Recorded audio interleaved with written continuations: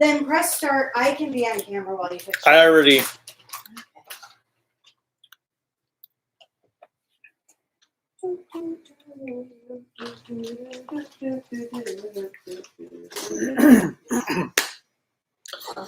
What's up, everyone? I'm Nakashi no Kami from the Toku Animation News Network. Cruellica is there. You. I'm coming. And we are here to talk about. Oh, we need to turn that fan on because it's getting warm in here. We are here to talk about Ultraman Omega episodes 14 to 20. Now, is it pronounced Omega or Omega?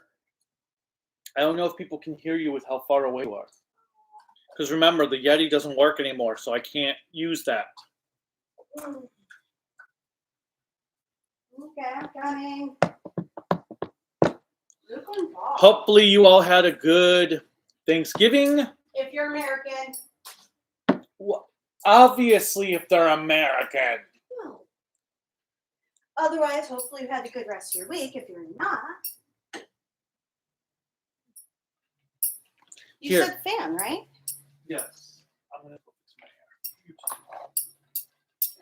Hi, everyone. How are you doing today?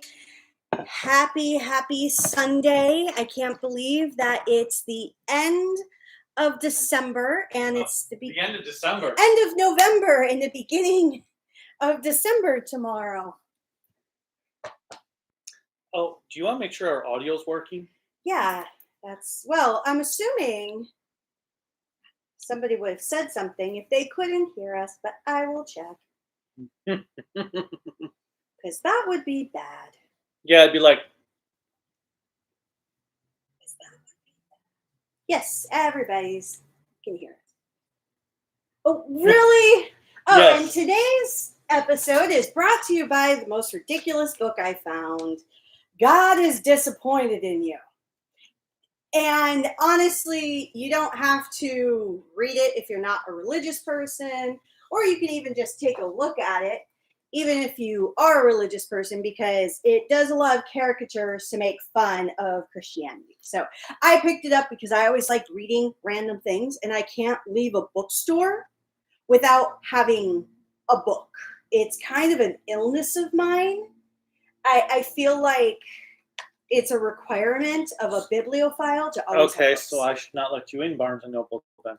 Well, I actually have to go back to Barnes & Noble because the one book I put back is because I wasn't sure if I had it or not. Also brought to you by Weird Decade Predator Guy. Wasu. Yes, and as a reminder, these are incredible phone holders. So you can always hold your phone when watching videos or anything like that, which I thought is really awesome. And then we have this horrifying little gremlin thing from that line that we showed off at the live stream for Ranger stuff. Yes, I'll be trying to pick up as I go along different mystery boxes. But in the meantime, let's first go through let's knock out some episodes before we read through the comments. Yes. So we start with episode 14, the Omega Elimination Order, and episode 15, because essentially this was a two-parter. Mm-hmm. I have to say, I really liked these episodes. Okay. I thought these two were probably some of the best, are probably my favorite Omega episodes at this point in time. I really liked this was because this is the dude that we had the assassin. Mm-hmm. We have the introduction of Sayuki, who offers Kosei and Serato a job. Yep, for their a second job for their new organization. Essentially, this is their third job, just for anyone who's trying to keep track, because they already are full-time employees of this warehouse. One, Kosei has always been an employee of the warehouse, and Serato is just there. But I think the warehouse owner just gave him a job. I don't know if he pays him in anything but food. But I don't even think they get tons of money as it is, because they get room and board. And the owner let the organization set up in the warehouse as long as they let Kosei and Serato still stay. do their job. So the only way they're able to take on the new job is by continuing to do their old job. So it does make you wonder, like, do they sleep? I'm assuming they do because monsters only come once a week, so they're probably fairly safe. They know only to come once a week to keep everything organized so that they can do their job throughout the week. But their third job is obviously Serato is Omega, and Kosei is whatever creature can help at that time. But yeah, I really like the fights in this episode, especially between Serato and our alien assassin. I thought those were really cool fights. I like the bird mech thing that is summoned. We get more insight on what exactly happened with these mechs because they were already Omegas. Now I have like. You want water? Yeah, they were already Omega's companions to begin with, and learning more about them now that they were all separated because of this dude trying to take control of them. And he ended up taking control of the bird, which I think is Valinus. Valganus? Valganus, yeah. Because we have Rekinus, Trigarum. What do Trigaron. Trigaron. And then I think it's Valinus or Valganus. I really like this alien's design. I love how it's like gunmetal, but with that purple light in the center for his chest. It actually kind of made me think of a Zepton at first. Why? Because they're my favorite? No, because of the way he's kind of designed. And anybody who said bless you in the comments for me sneezing, thank you very much. But I really like this first parter, and then the second episode was, I'm pulling them up now, Those Who Protect. Yeah, basically what he does when we do these live streams now is his way of cheating. So, if they're on YouTube. Well, if they're on YouTube, he will go through and speed run the episode while we're talking about it so that... Well, it's just a memory refresher. Oh, I know. I'm picking on you, but I appreciate it. But I think what I like about it is it also gives a little bit more story development for Serato. Because, well, actually, I feel like all the episodes recently have given a lot of story development. I did see one comment in the chat that it does feel like this Ultraman series can be somewhat formulaic. You have a monster of the week. You have a story around the monster, you fight the monster, go on. So, yes, these episodes do continue that formulaicness, but I think what I like about this particular series, that I also liked about Blazer and Arc. Arc wasn't the greatest, but Blazer, for example, it's really the characters that make these episodes stand out a little bit more than being formulaic. Well, they do have that foundation, but... I also did like them bringing back Serato mentioning the characters from the episode when he went out to the countryside and how their letter helped motivate him in this fight. Oh, absolutely. I also liked that in this two-parter, especially with 14, is that midway through the series, essentially, we get a brand new main character out of nowhere.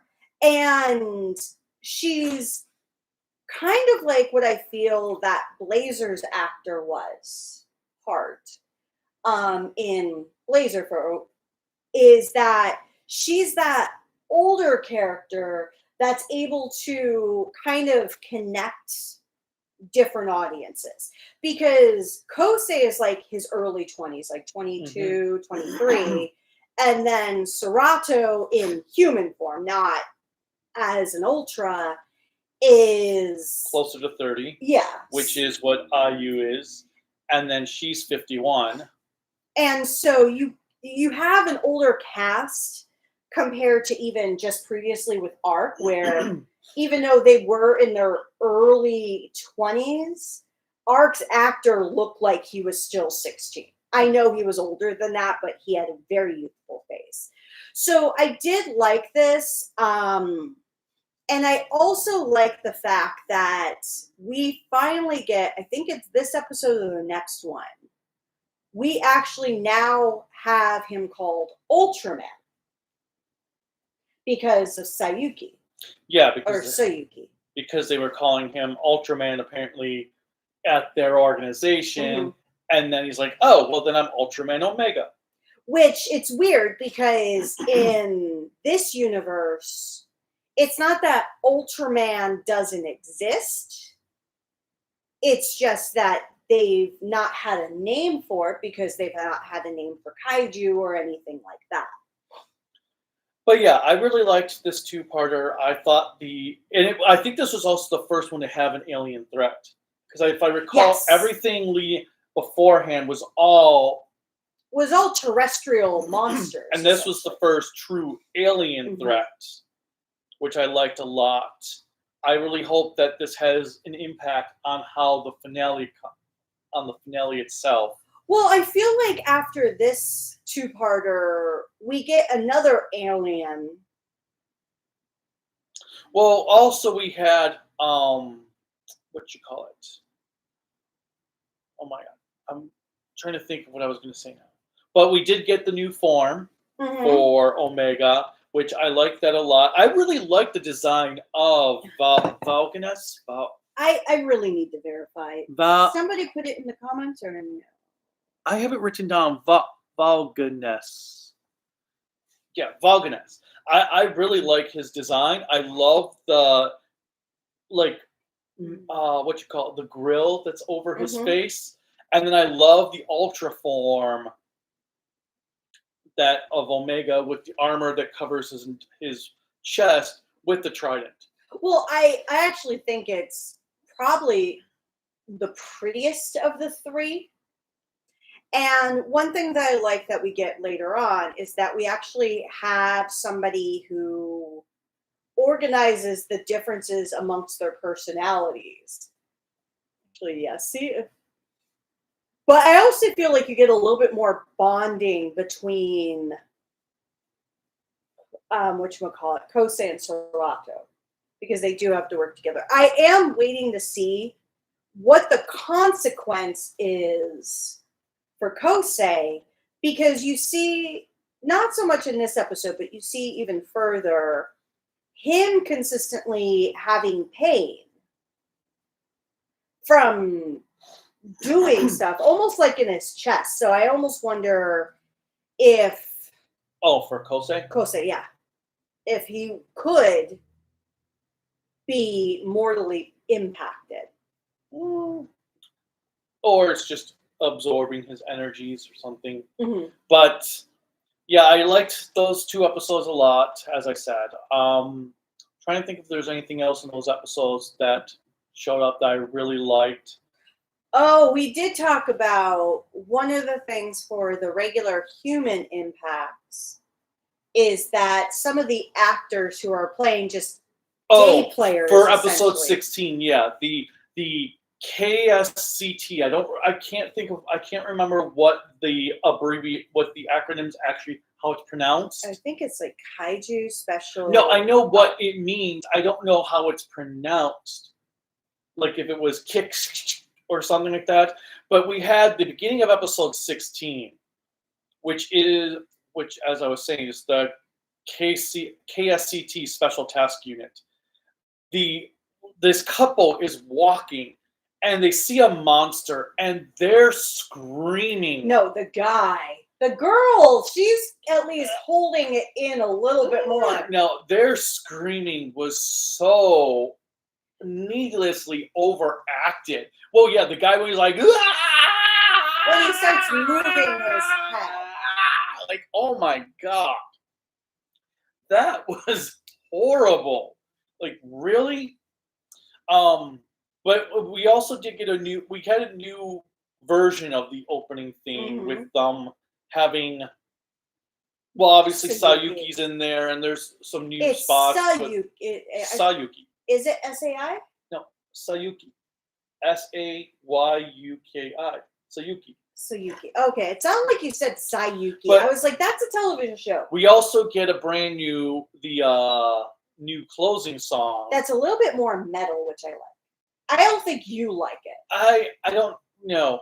I don't know if I like it. Because it kind of gave me those Ghost feels for the opening. And you hate Ghost opening song, which I absolutely love Ghost opening song. No, I think the problem is that it changes its tune too quickly throughout the song. Because they have to capture it all in like a minute and 20 seconds or something like that. That I don't feel like the song really lets itself breathe into its changes. Well, it's a TV opening. They don't always have that. I know, but I'm hoping the extended version is actually better paced. But I feel like it goes out of death metal mode for a moment, and then back into death metal mode, and it comes across too fast paced for that. There is nothing wrong with the death metal mode. But I'm not sure how I feel about the new ending thing. I don't dislike it, but it's nowhere near my favorite ending themes. Well, then again, I don't know really. You like more openings than closings for TV shows? Mm-hmm. Even like old school American stuff, you like more openings than closings. But there are a couple Ultraman endings I do like. I do like the endings from Blazer. Mm-hmm. But I don't know how I feel about this new ending. The funny thing is, I can't remember the old ending now to Omega. Well, all I know is they've been showing commercials of like gear that you can get for Ultraman Omega. Like you can get like little keychains, t-shirts, figurines. And all I have to say is I am super jealous of Japan sometimes because some of the fun stuff they can get as fans. Oh, really frustrating. 16. This was the one where she told them they had to like turn in their resume in like a cover letter, right? Yes. And then Serato and Kosei are like, on second thought, maybe we don't need to do this. Well, I find it a little bass-awkward. So, putting my HR hat on, I am more... Or resident certificate. What the hell's a resident certificate? Social Security card. Okay. Basically, okay. So each country has their own version of how you can verify who you are. I thought they other countries just all had passports automatically. No, you don't have to have a passport in other countries. You can have simply just a Social Security card, a birth certificate, a Social Security card in whatever form that may be for that localization. Japan has always been that resident card. They also have personalized stamps, things like that. So it's how they can get paid. Whatever. But yeah, I did find it funny when she's like, yeah, I just need these things. And like, yeah, But they do ask for resumes. So I had to think about that initially with the fact of, I don't hire somebody for a job without at least having some sort of paperwork up front. I don't just arbitrarily say, you got a job, I am not Oprah. So it made me laugh when she asked for that. But then when they're like, because the one thing which is the reason why we named this episode, for us, why we named the episode, is because Kosei is really bad. Yes, the worst kept secret identities. So Kosei, he is really bad about protecting Serato from being found out. And I say this with love because Kosei is very passionate about like, no, and like pulling him away and being extremely suspicious. And I think that is what makes this the worst kept secret Well, in the I don't think universe. it's this episode when she reveals that she knows. No. Yeah, I think it's like another 2 episodes, if I Yes. recall. But it's hilarious because always Kosei is really bad at trying to keep things on the DL. But so this episode, we had a scene that actually made me think of Attack of the Legion, or the Gamera movie, where we had a security guard walking up at night in whatever it is he's patrolling. I so remember and that. There's a monster in there, and he just and runs away, just like Gonza did in Gamera 2, because he was the security guard in that one. See, yeah, I remember that. That's a good callback. I so am on that wavelength. I guess we have to watch the Gamera movies. No! Yep, that's a project for next year, watching all the Gamera movies. Well, we did with all the Godzilla. That's what I'm saying. But a lot of the Gamera movies are bad. Yeah. But anyway, so I'd rather watch the MST3K. No. So they're investigating the warehouse, come across this little monster, which, okay, I will say, I like the more recent episodes. well, this was my problem. Episode 20, I feel like rehashed this same plot point. Yeah. They're in a warehouse. There's a tiny monster. They're being chased by the monster and having to find a way to stop it. I feel like that the episode we just watched that was from this week was the exact same plot. That's why when we saw the preview, I was like, oh, is it a clip show? Well, no, that's not the monster, but we just had that plot. Well, there's some... But I'll get to that when we get to episode 20. There's some difference, but... But I did like how they make him lure the monster into a dead end. Oh, Kosei? Yes. Yeah. And I do like the monster's design. I actually think it's really creative because I like the lights on it. Well, I find their guns interesting because they're like... They're not guns. Well, the stun guns. I know, but they're not guns. But they're like trackers. Aliens. They're trackers that are... Well, basically, they're smartphones that have an attachment to become a gun with. Yeah. That is actually kind of cool. Like, now I want to be able to just, like, to anyone that pisses me off. I have a stun gun, but mine's like a little box that's, like, so small and compact that I can just go up and electrocute someone. Yeah, that's a taser. That's not a stun gun. Okay, fine. It's my taser, but I like it. Can I use it on you as a test? No. But I do like... So the monster grows, and they're all like, oh, that's the same monster that the couple saw earlier that was big. So there's only one monster. And then it was slippery, so we had this really silly fight sequence. I think that's a difference between the two is the fighting. But yeah, the slipperiness. So when you... Like, okay... When he thinks he's still slippering on the monster when Trigoron's there, that was kind of funny. But then they had to continue with the monster doing his slip and slide bit with the silly circus music. I was kind of like, still not the worst episode for this series in my book, because I still think that other one was worse. The one with the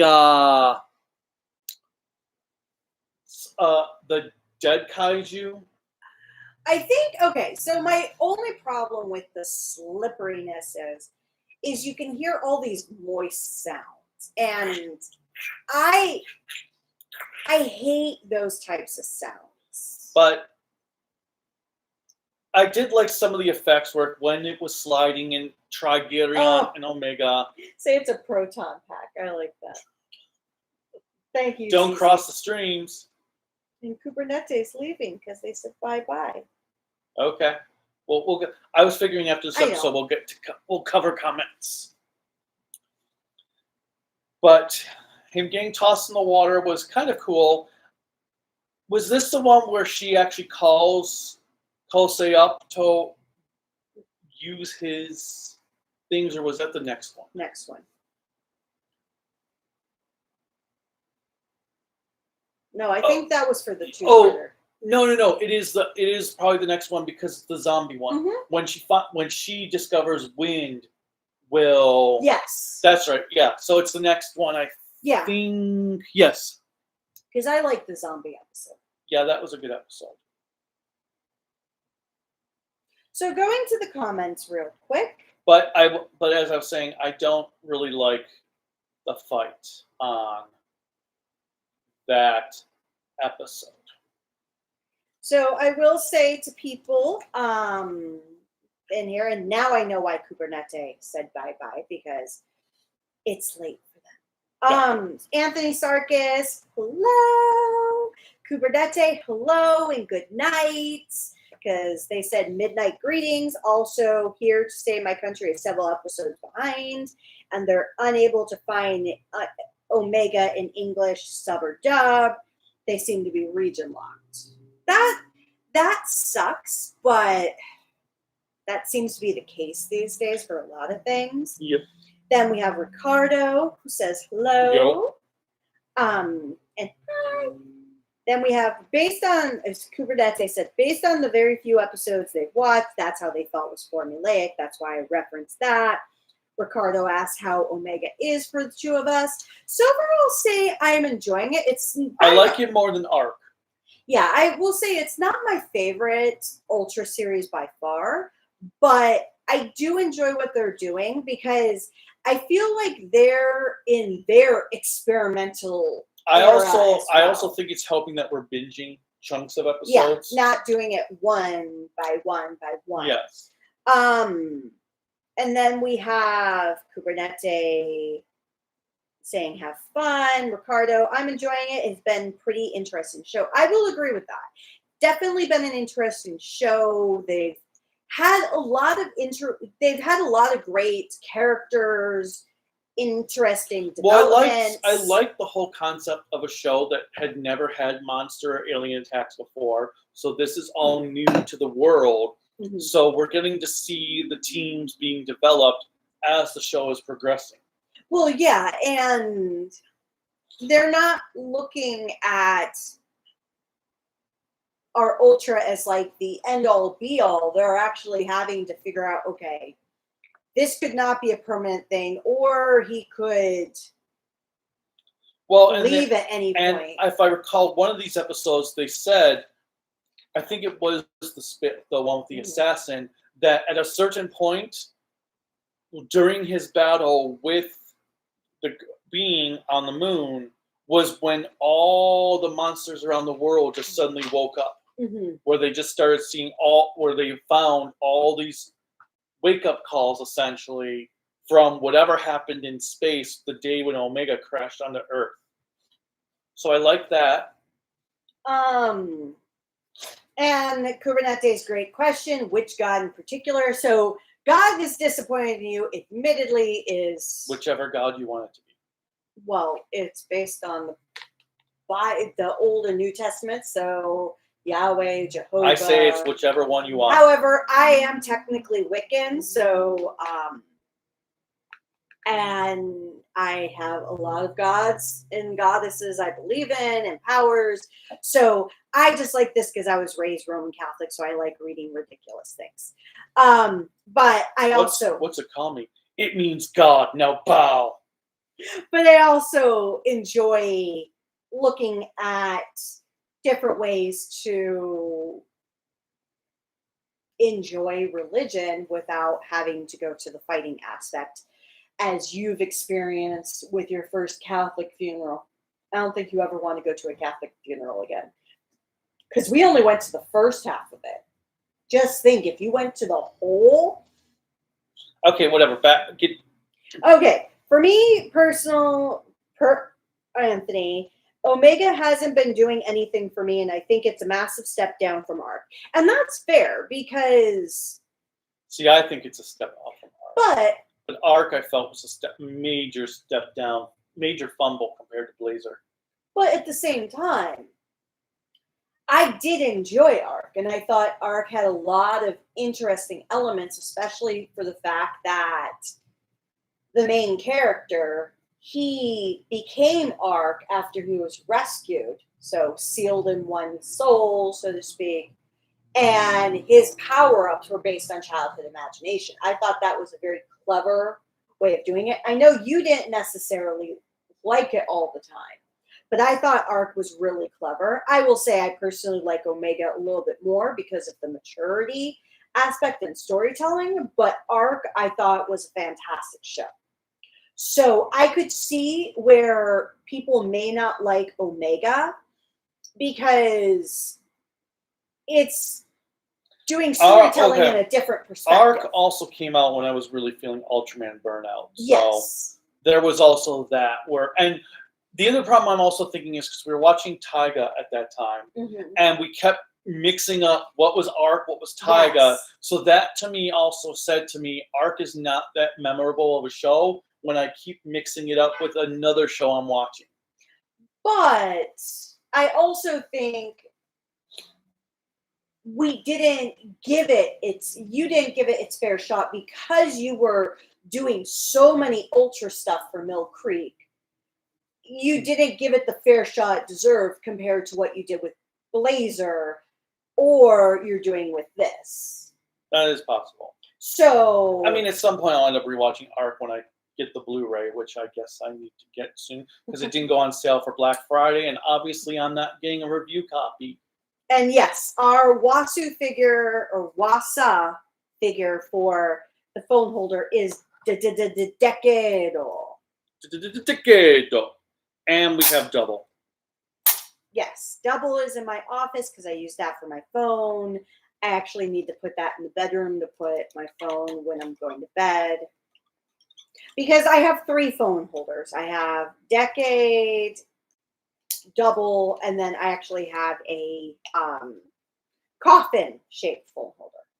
I just don't know what this thing is supposed to be. I don't know, but I think it's adorable. And why is he doing the whipping? Why does he have whipping hands? I thought it kind of meant love. Like, love. Is it? He's either whipping or no,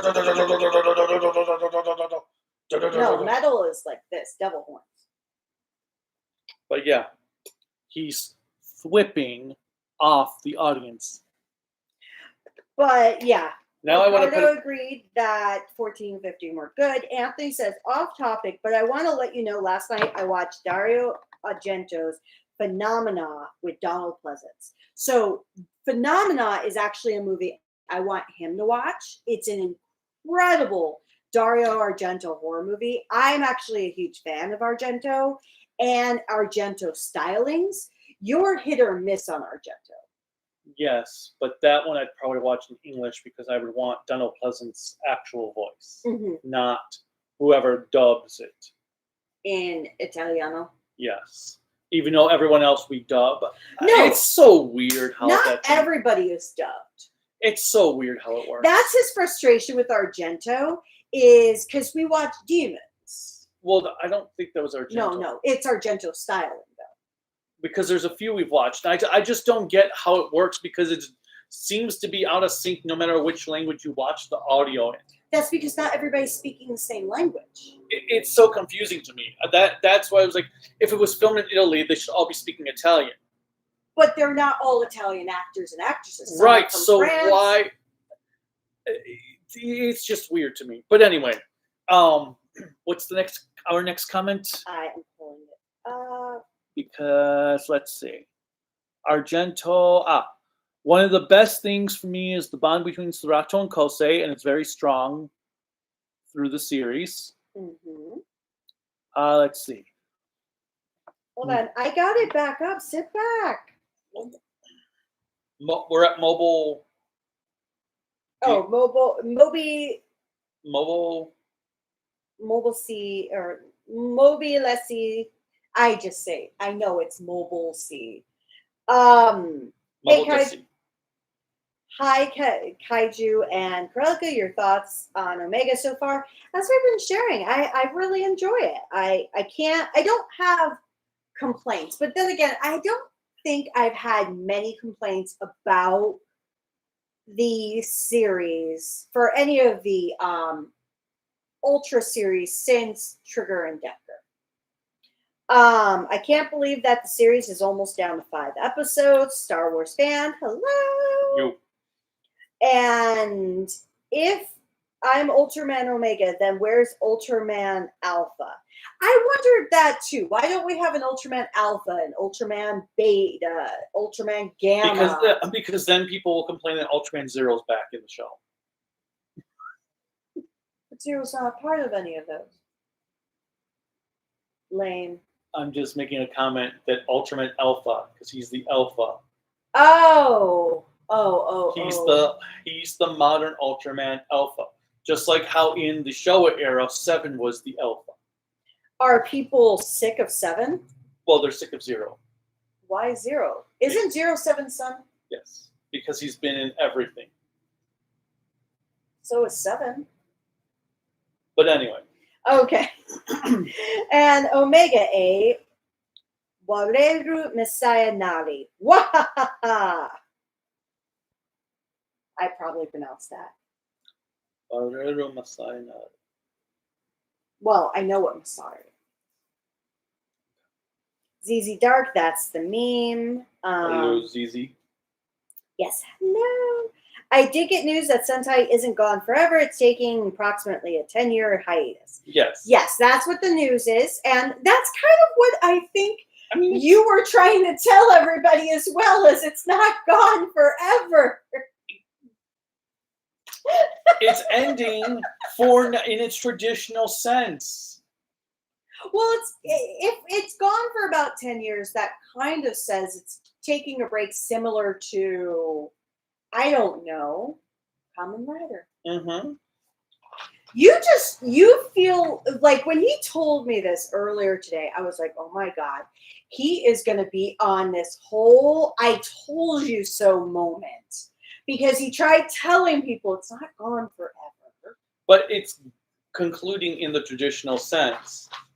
For now. It's ending for now. But anyway. Now, have you seen the new trailer? Have you seen the trailer for the new Gavan? I saw that trailer. I can't even say I can call it a Gavan trailer. It was just flashing lights and showed some outline of his suit, which was in blue, not red. In the they used blue lighting just to show like an outline of the suit because it was like stars and galaxies. Well, he wasn't. I would say Sheridan was more of a red.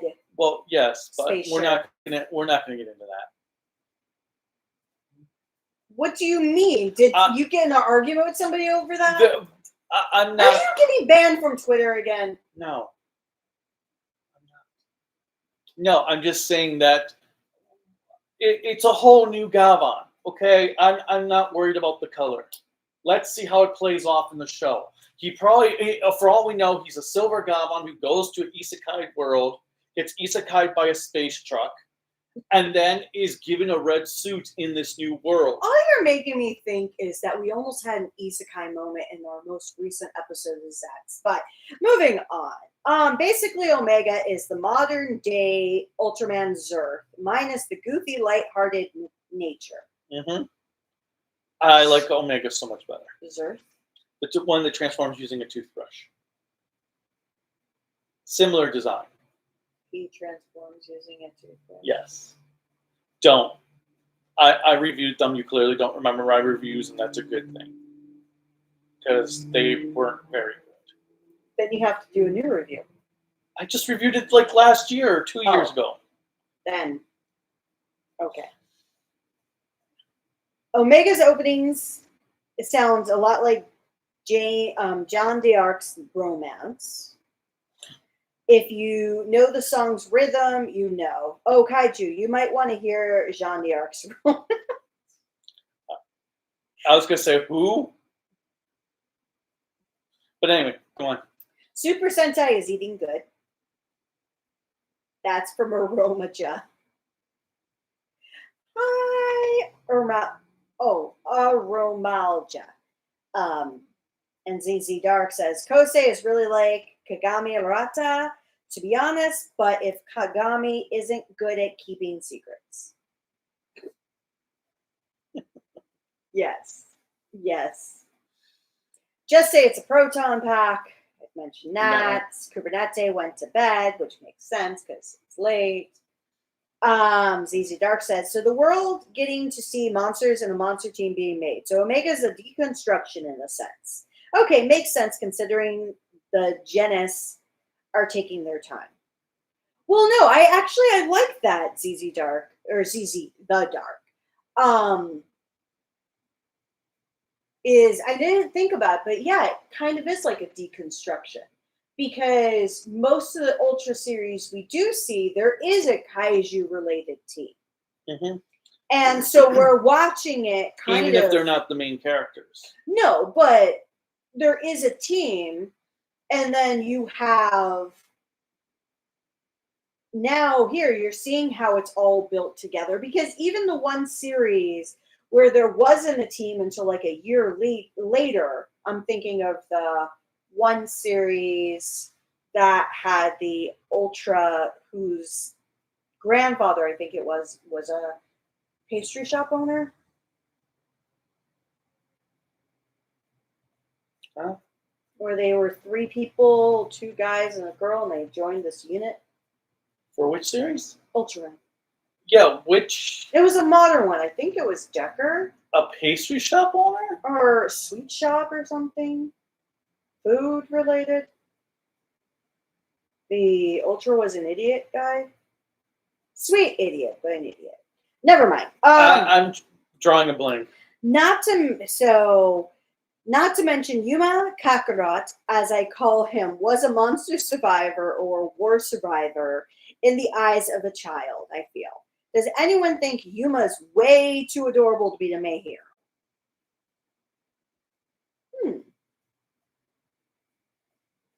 Yuma? Yeah, I'm trying to think who Yuma is. I could be... There's so many people. Who's Yuma? Well, Which show? Sorry, which show are we talking about? I've lost something. I've missed something here. Well, you've always lost the plot. By the way, what happened to the Trigger and Decker review? Yes. They'll happen at some point. I haven't been in the mood to review Ultraman lately. Honestly, he's been kind of in a PTSD mode from Ultraman. He's been triggered, if you say.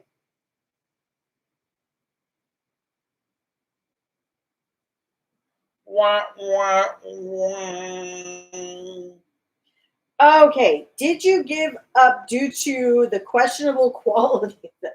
No, he has not given up, but that is a fair question, Ricardo. No, I haven't had time to tackle more Ultraman discs because I've been busy with finishing Sentai off, finishing Showa era Kamen Rider. He's been on this Kamen Rider kick, and he's also starting to make me watch some questionable series.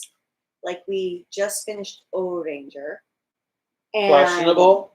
Now we're watching Soul Brain, which seems like it's not only a sequel to Winspector, but it's also a prequel to O Ranger, because the main chief dude seems to be working non-stop in the Tokuverse, and it's getting a little bit questionable on who his alliances are to.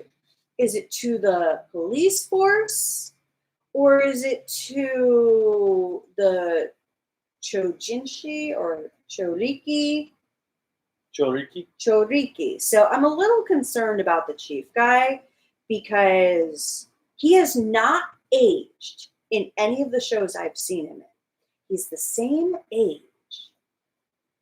I almost need to get a whiteboard and start marking out timelines and everything, because I think he is the Japanese version of Nicolas Cage, where if you look at I thought you were going to say Keanu Reeves. Well, there's that too, where if you see pictures in history, they have existed indefinitely throughout history. They're like modern day vampires. No, not really.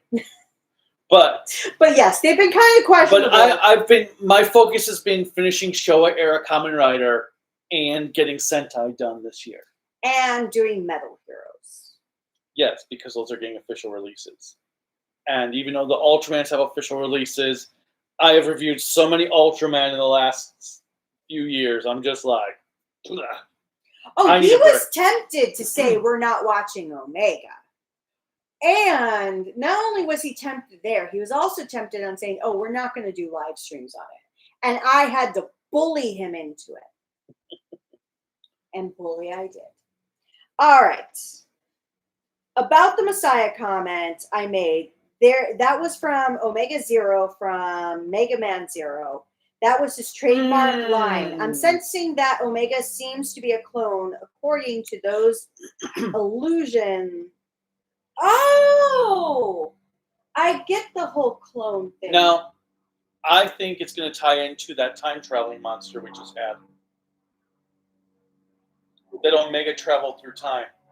That because the next episode, which we'll get to, is when he ran into himself and saw himself. I'm thinking it's time travel. Do you think he's going to be like Fry and be his own grandfather? Although if he is a clone, maybe he is the final clone. But you understand now clone. The whole Messiah thing from Mega Man. Yes. I probably mispronounced it terribly for what you were trying to get.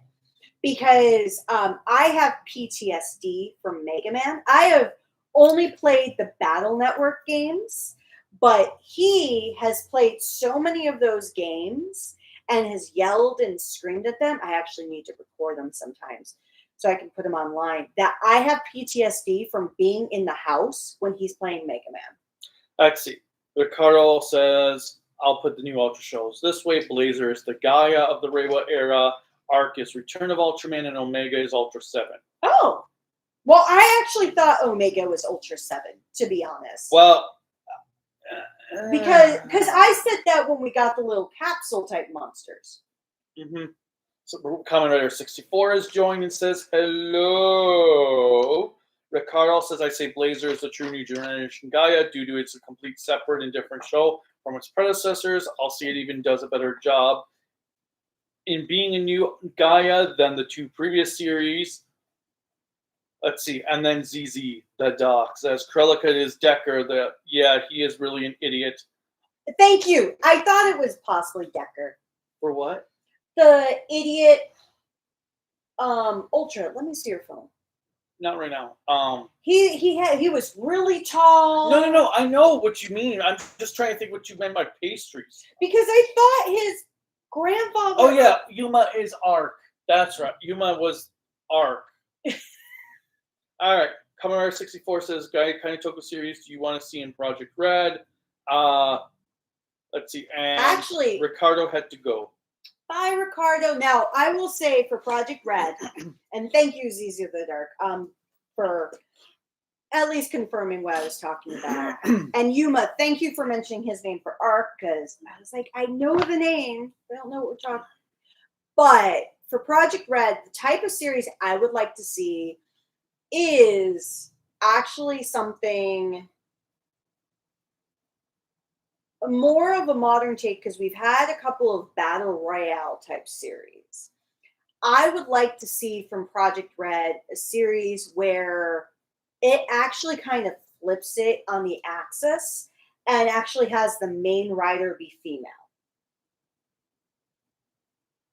Rider or Ultra? Oh, for Project Red, not rider, but main character be female.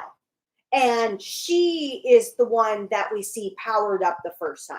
She may not be the only character. She may be a part of a team. But I would like to see the introduction of a female taking the lead. Like, truthfully taking the lead. Not subtly like we had with Time Ranger or Abba Ranger, where she was the leader. Or no, not Abba. Geki.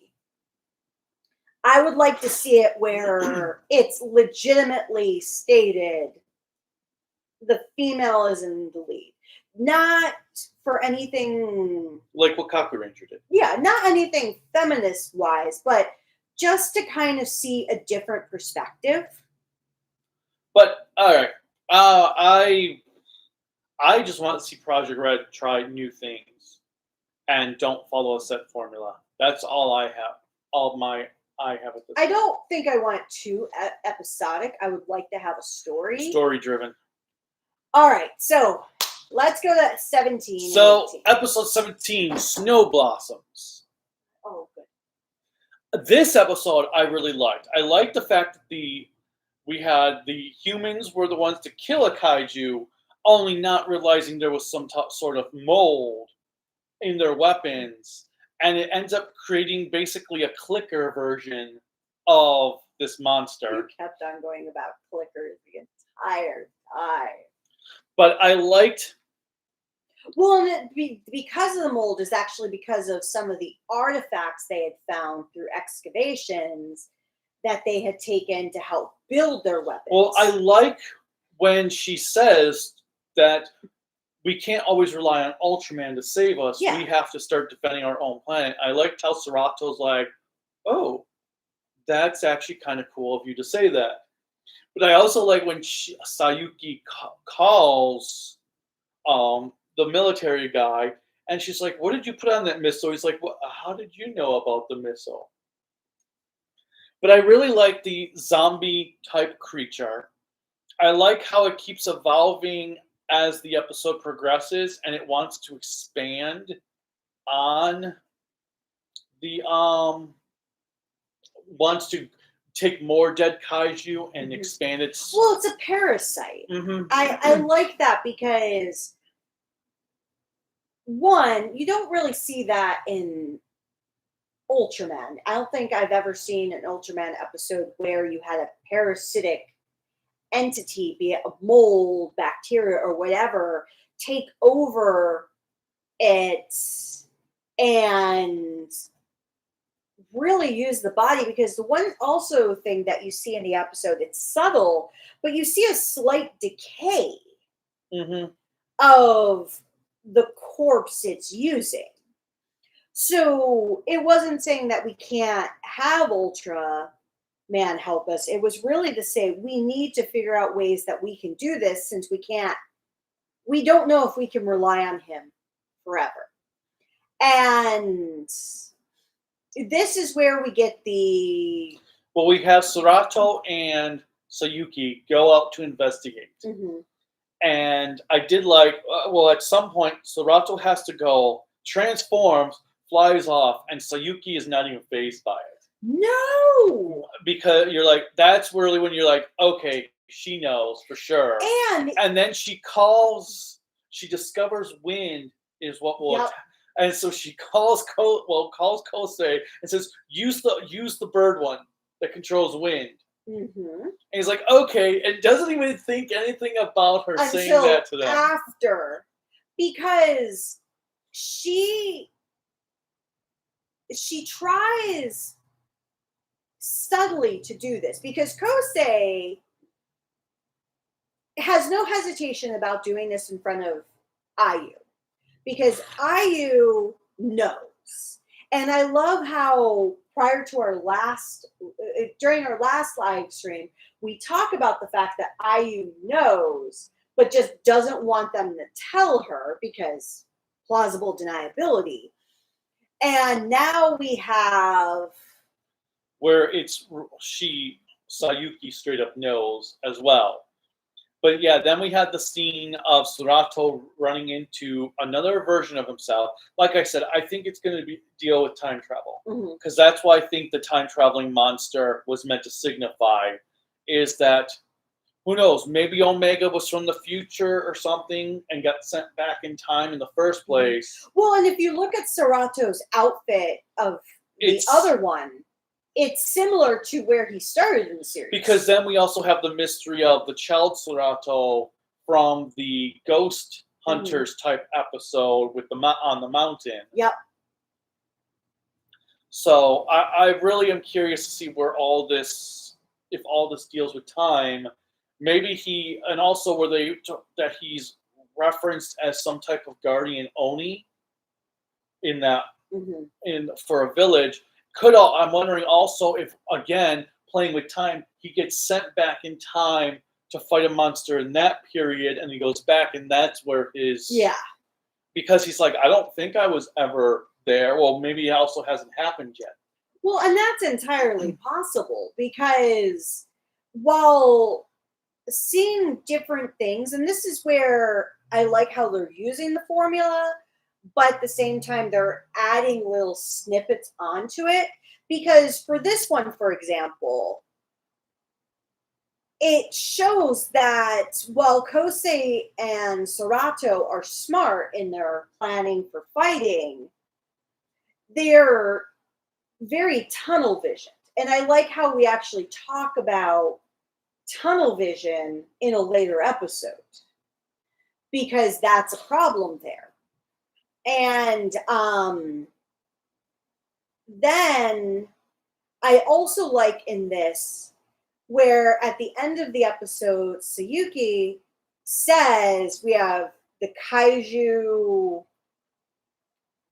Whisperer, I think it is. I know we have Kaiju Professor and what's Kosei?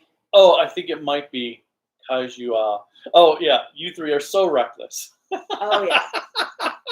But, yeah, I think it was Kaiju Whisperer. And her only reason for knowing is she did something that I'm surprised nobody else has ever done in any of the series is a fucking drone. Well, I think she already knew, but she sent the drone out to confirm it. Well, yeah, because it seemed very odd that they're all stemming in this area, things like that. Because the reason I like this particular Sayuki is honestly my favorite character, and she just appeared. I like how her story is. She's like that teen mom, but at the same time, she also looks at things very differently. And then we have episode 18, which brought in our Barossa, the House of Barossa, brought in the aliens that made their first appearance in Zet with the 9,900, well, at this point it's 92 brothers, because a few have been killed in the last several series. But one thing that I like about it is, so they both get kidnapped. Well, first we have, they're practicing. Yeah. Trying to see how much Kosei can stand, but he's tiring out using the powers nonstop. They're not sure if it's because he's just trying too hard, or if it's taking a toll on him. And then a Barossa appears with the Dada shrink ray and shrinks them. He shrinks Serato at first and captures Kosei because he wants to be able to use the kaiju. And he ends up shrinking Kosei. We have this hilarious scene where this little girl walks in and switches out Kosei with a doll. And Kosei is like, that doesn't look anything like me. Well, he's not going to pay attention. But then Serato is like, hey, Kosei, what's with that look in your face? You have very unique eyes. I love the term unique eyes. Like, that's a thing. And then we have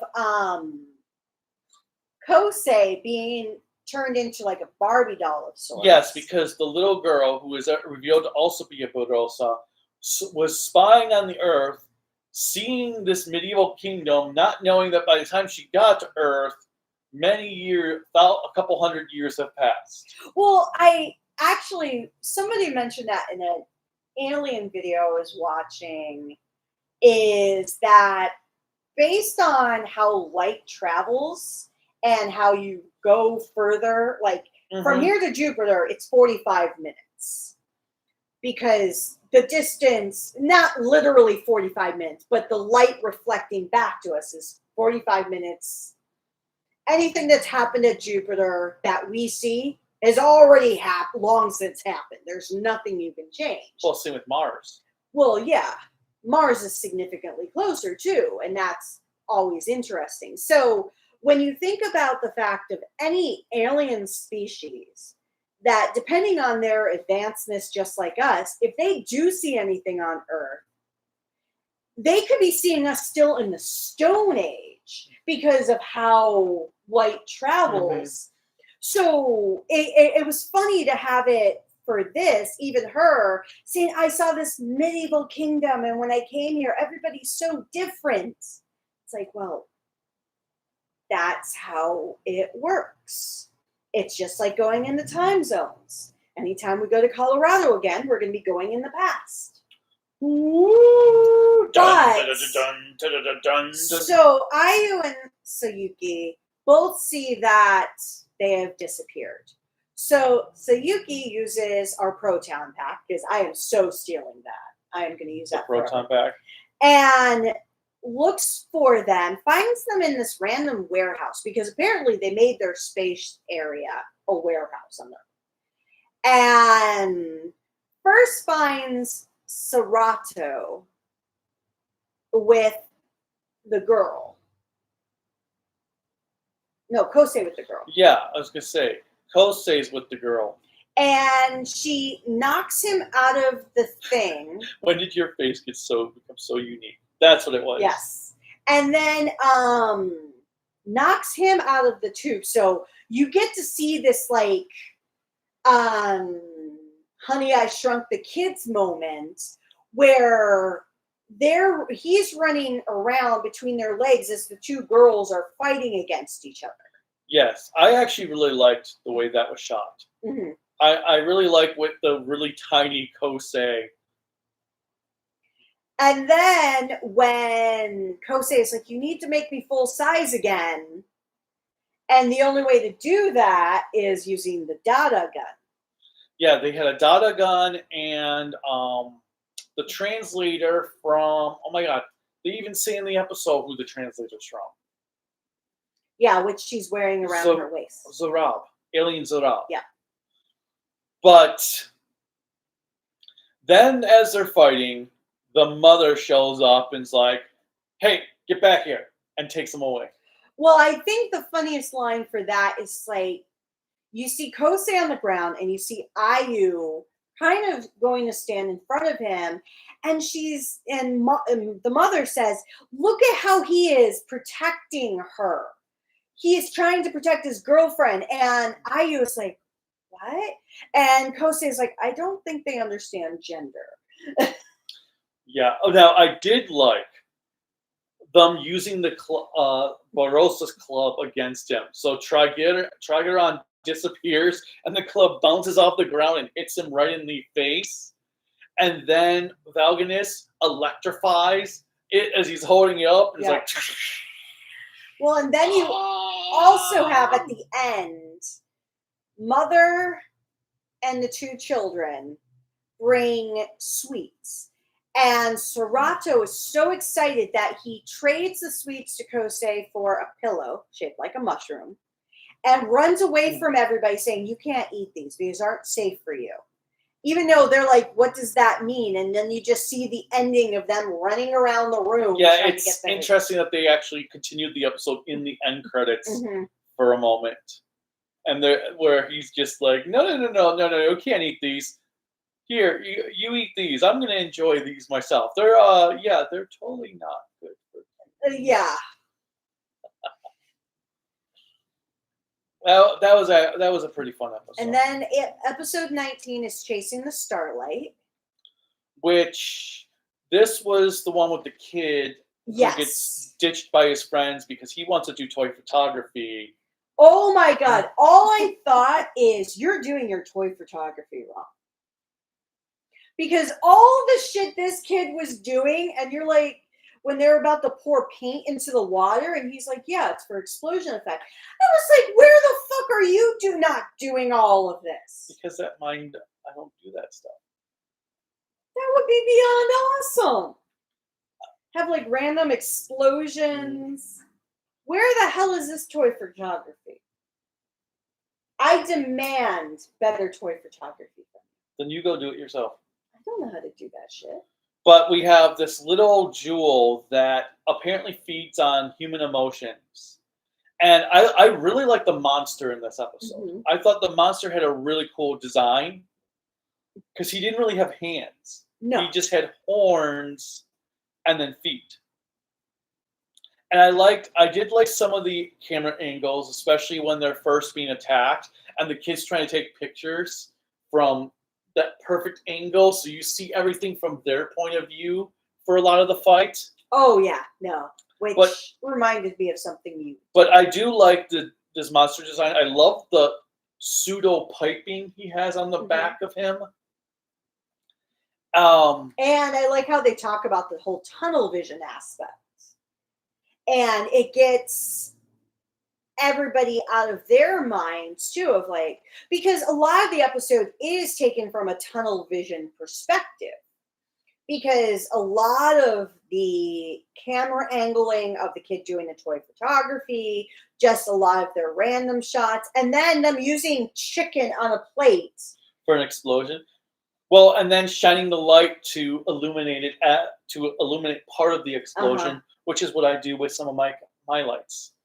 And then the kids talking about, well, this is just not always fun. This is not what we want to do all the time.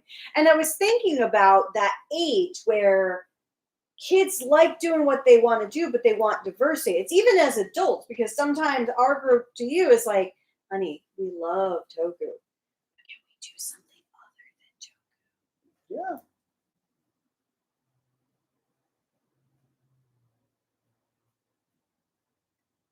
Well, that's why we're here in Florida and they're still in Colorado. Because you're like, no, it's always Toku. Well, no, we I did. know. It's just that when we only had Tim Silverquill come over once a week, that's all we really had time for.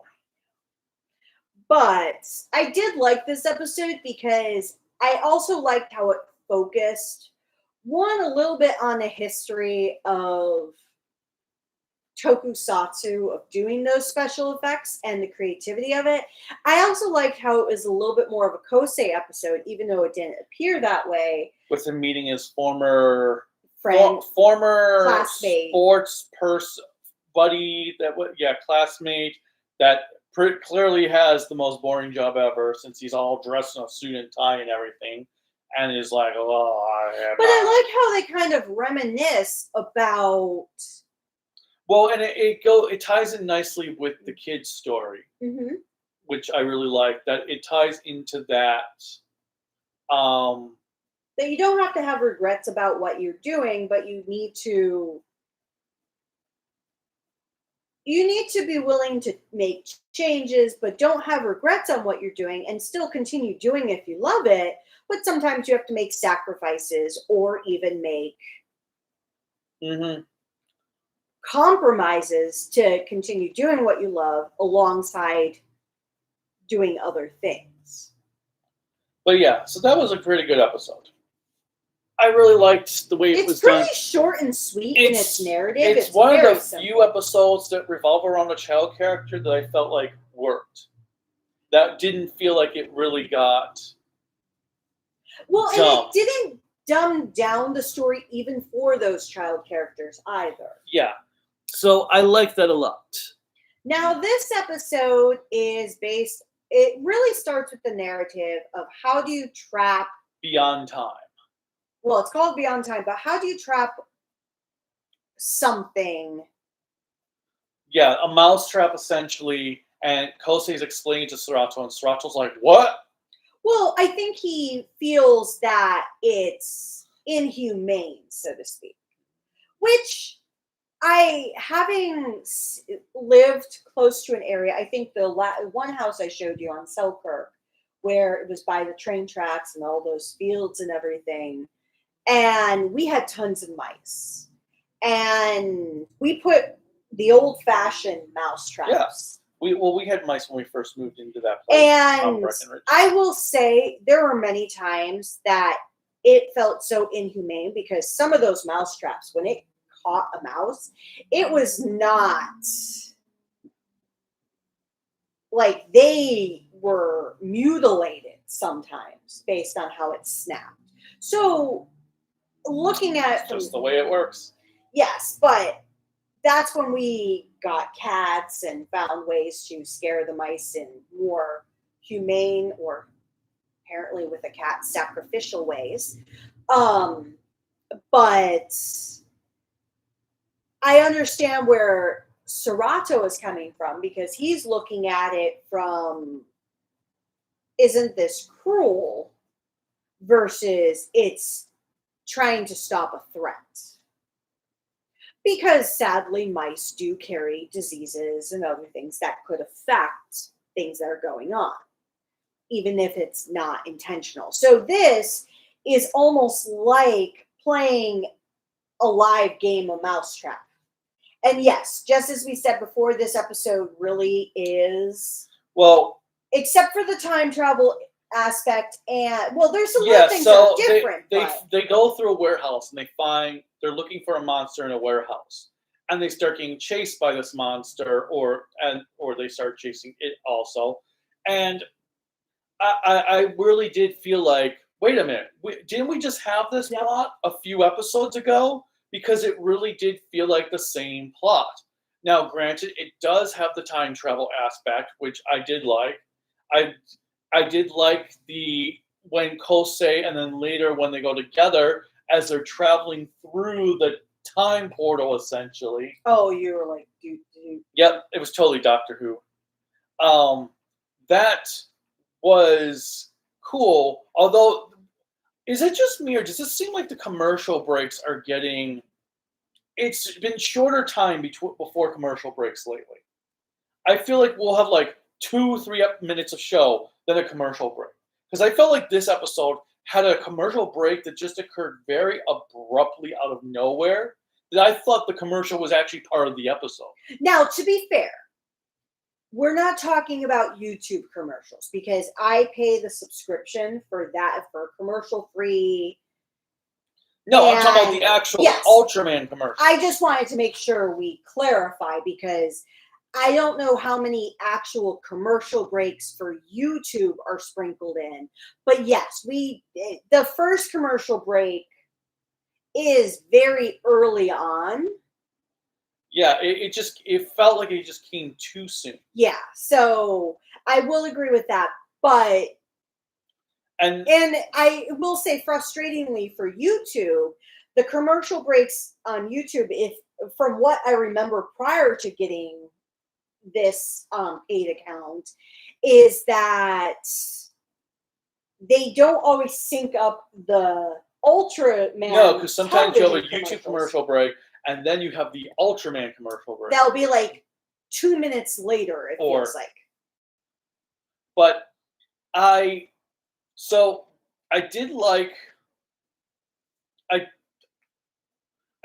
when they were chasing the creature. Kosei gets transported, and he's like, "Oh, it's only lasted a few seconds," and they're like, "No, 30 minutes have gone by." And I like how they look at their watches to kind of sync up. Oh, yeah. It was interesting that their watches were still on the exact seconds. That was kind of weird. Let it go. But I did like that. I did find that funny, and then especially when they're trying to catch the monster, and it keeps teleporting away, and then you have that like wah, wah, wah type thing going on where it shows Kosei up messed up. Then it was Serato. Then we had this weird facial for Sayuki and Ayu. That was like, oh. I actually like that. But then the monster worked itself to death, essentially, and they have to CPR it. Because of the thing on its horns on its back, it was kind of stealing energy. Yeah, but it was so weird how the CPR scene was. Actually, I like kind of weird that, because you don't consciously think, like, okay, how do you resuscitate? But I do like when they go into the future, and the future is just all desolation. And it's like, okay, is that like everywhere? Or is that just in that specific area they're in? Are they just in that warehouse area of the future? Well, and I like when they return and they share what the future looked like. But then we have these alien ships that appear. Mm-hmm. that I did like that, like, oh, is this actually our main threat from the show? Or is this some threat later on? Is this going to be the threat from the movie? So that was interesting. Oh, yeah, but CPRing then the big. Oh, I thought I actually liked that because it was different. And I appreciated that because it also gives that humanity aspect that Omega has. Because tying back into the beginning of the episode where he felt trapping the mice was cruel, letting the mom essentially, or the parent, I mean, die was just as cruel. So finding a way to help it, that almost at the end of the episode, we kind of get this moral, which it's something new I learned because I never knew this. You see Kosei having little bags of chopped up red pepper. And Serato is like, well, what's this? Oh, I found out that apparently red peppers the smell of it can detract mice. And so you see that Kosei is willing to look at different measures, and Serato feels a little bit better about the decision made. And I do like Sayuki's comment when even Ayu is upset about what the future looks like. And her comment is that the things they saw Might not be fixed. yeah, because the future is ever changing. Now, there's always beliefs that things have to happen. But yeah, it was an interesting episode in the second half more than the first half. Like the first half, I felt was more just rehashing too much of that previous episode, whereas the second half with the time travel is when things got interesting. Now, one thing I will say that I don't know if I've talked about a lot is the acting of the now 4 main characters.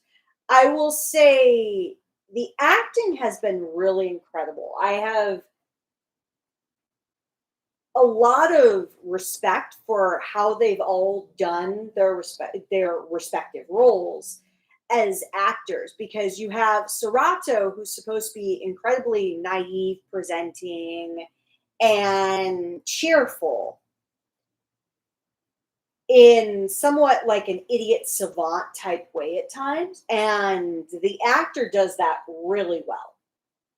And I think with Kosei trying to be both mature and still being a kid is done well. And Ayu, I like her acting a lot because she takes on that motherly and caring aspect. And Sayuki, her being older doesn't mean that she is a great actress just because of age, but you can see that she's done her craft for a long time. And even whatever her career has been, being in this Ultraman series, she's not looking down upon it. Because sometimes I feel like if you have a well-respected actor, even if you don't know if they're well-respected, but they can kind of present that way, sometimes it feels like they're just phoning it in.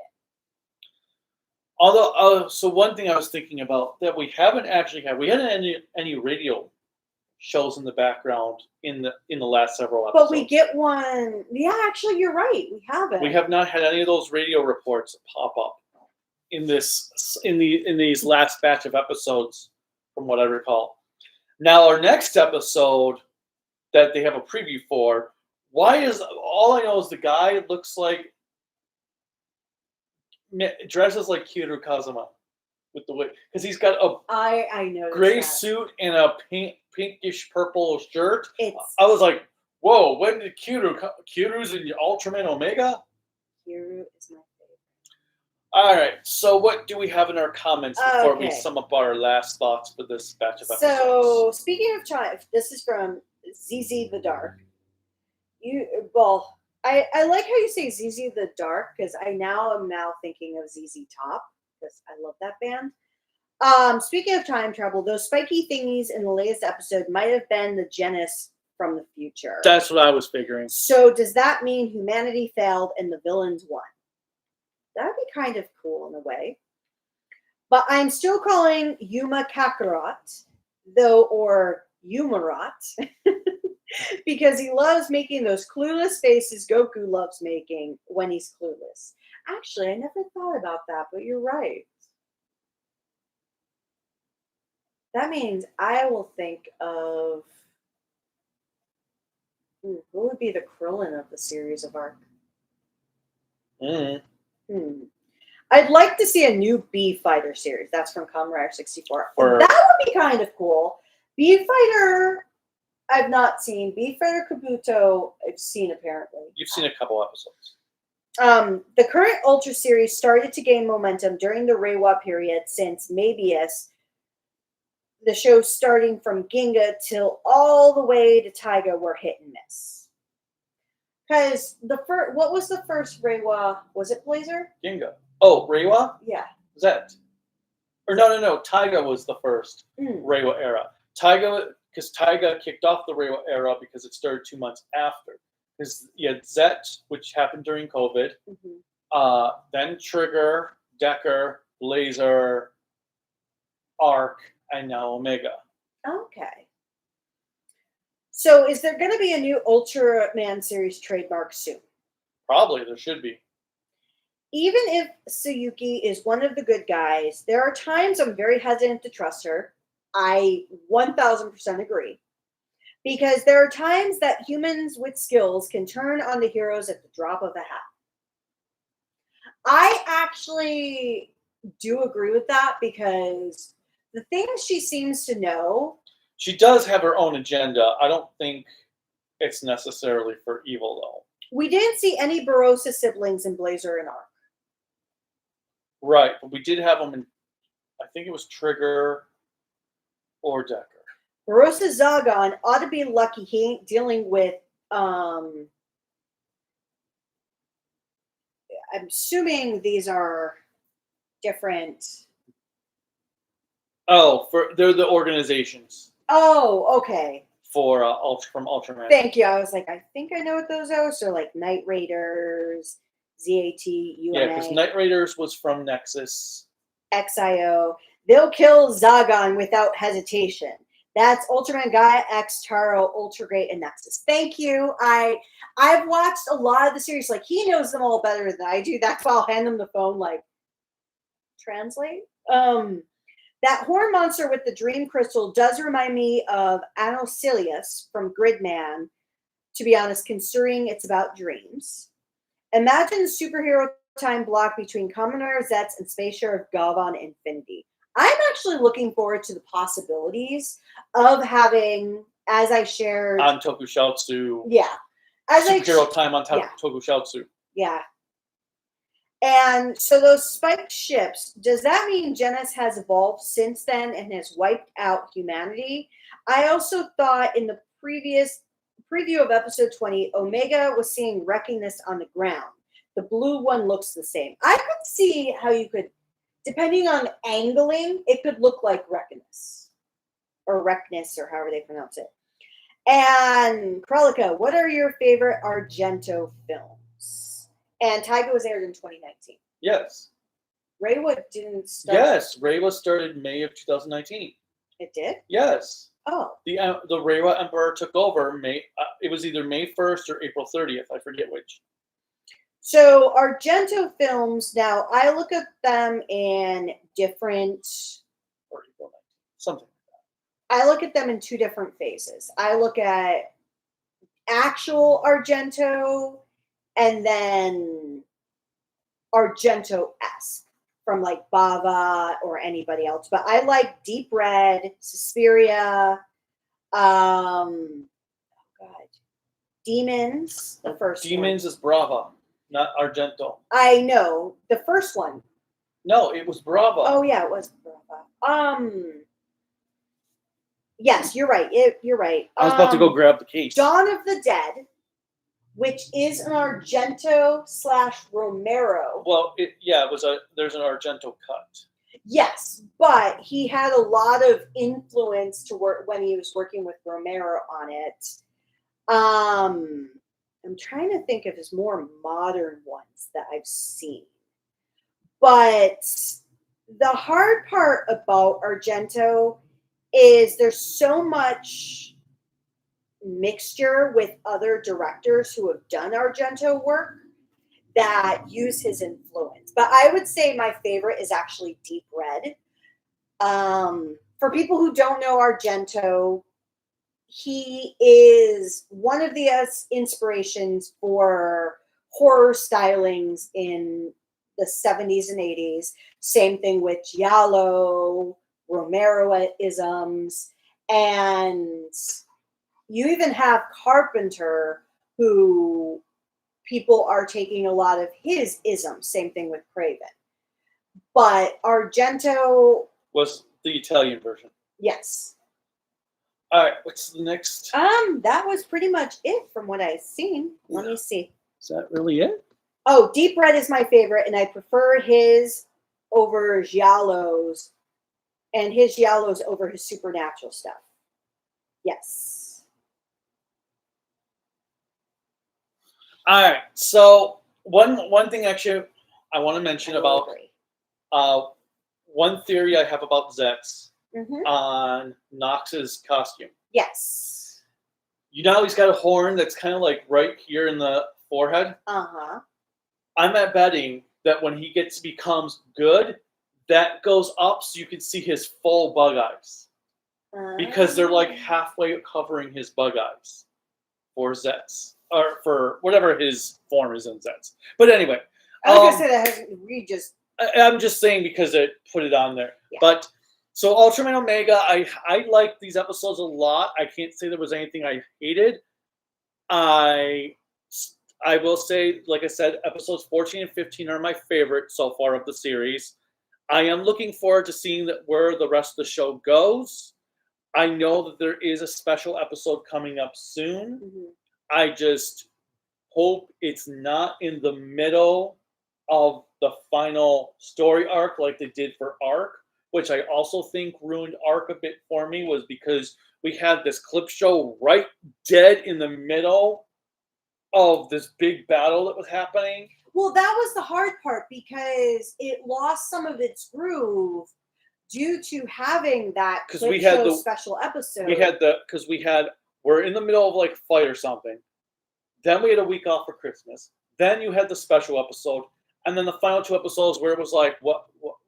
Yeah, I think that's why rewatching it without those special episodes and clip shows, ruining the momentum might give you a different perspective on Arc, yeah. But with that said, I know there was a couple of extra comments that came in later. I'll just read them real quick. It seems that the scenes of Kohaku's Goju Unicorn is out. And yep, me calling her Cyclonus makes a lot of sense now. So I guess she got reformatted. Transformers jokes there. Cyclonus is... one of the ones that Unicron created through Bombshell, or not Bombshell, either Skywarp or Kickback became Cyclonus. All I know is obviously there was never a new form of Starscream because Starscream is an original and a perfect transformer. He's a ghost of his former self. I will always ride or die with Starscream. And then, and ZZ Dark says it's Bombshell. Yes. Mobile says, have to go. Have a great night. And the last comment is, which manga creator's death hit you guys the most? Dragon Ball, Yu-Gi-Oh, or Berserk? Yu-Gi-Oh, because he died saving someone. He did? Yeah, he drowned saving someone from drowning. Oh, wow. I will say, well, that is immense. But actually, my hardest manga author's death, I actually have two that weren't mentioned. First is the manga author for Eternal Kiss, because she had been killed in a housing collapse, and her manga was never completed, just like many others. And wasn't there a character that died in a housing collapse? No, they didn't die in a housing collapse, but that's how the manga started. But she is incredibly beloved. And then the second one for me is admittedly the author for High School of the Dead, because I would have loved to see how it truly would have. Well, we had the author for Trinity Blood. Mm-hmm.